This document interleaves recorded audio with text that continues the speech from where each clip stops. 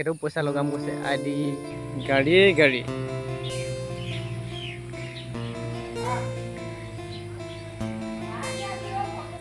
নমস্কাৰ বন্ধুসকল, কি খবৰ? আশা কৰোঁ সকলোৱে ভালে। মন যায় ভালে অন্য এটা ভিডিঅ'লৈ আপোনালোকক স্বাগতম। এয়া মই দোকানলৈ ওলাই আহিছোঁ আৰু খোজকাঢ়ি আহিছোঁ, গাড়ী চাড়ী অনা নাই, বাইক অনা নাই আৰু বৰষুণ দিব হৈছে। অলপ সোনকালে যাব লাগিব মানে কি চবফালে ক'লা মলা হৈ গৈছে।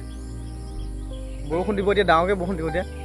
আৰু এতিয়া অলপ গৈ পিনে মই এঘৰ মানুহত সোমাব লাগিব। কাৰ ঘৰত সোমাই আছোঁ, কি কথা, মই কেলৈ সোমাইছোঁ আপোনালোকক জনাই আছোঁ আৰু কি হ'ব মানে আপোনালোকক দেখাই আছোঁ ব'লক।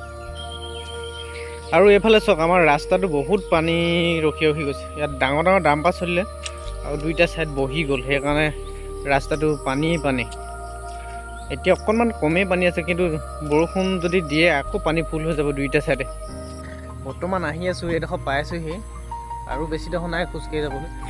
মোৰ দোকান আছে পোনে পোনে আৰু মই এইফালে যাম এতিয়া, এইটো ৰাস্তা। আৰু এইজনে গেছ আনিছে, চিলিণ্ডাৰ কাণতে তুলি আনিবলগীয়া আছে। ৰাস্তা অৱস্থা চব কেনেকুৱা, ৰাস্তাই বিহু দেখাইছে। বিজেপি চৰকাৰ দিনতো এনেকুৱা ৰাস্তা হয় নাই? কি অৱস্থা, ঘৰৰ পৰা চাইকেলত তুলি আনিবলৈও দিগদাৰ হৈছে। এনেকুৱা হৈছে বিজেপি চৰকাৰ দিনতো এনেকুৱা ৰাস্তা।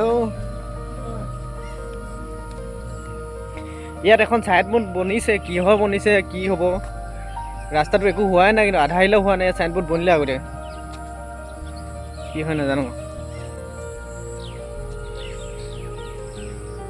বলক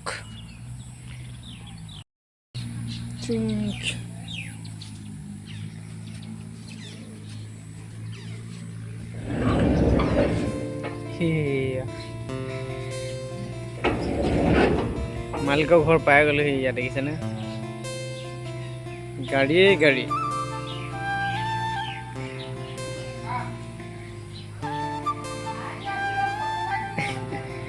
ফটোৱে কবি মাৰি লৈছোঁ বাবা। গাড়ীখিনি হওক, গোটেইখিনিতে এপাক এপাক উঠি চাব লাগিব, কোনখন গাড়ী ভাল লাগে কি কথা। এনেই হেৰি উঠি চাম, এইখন ফ'ৰ্ড ফিগৰ।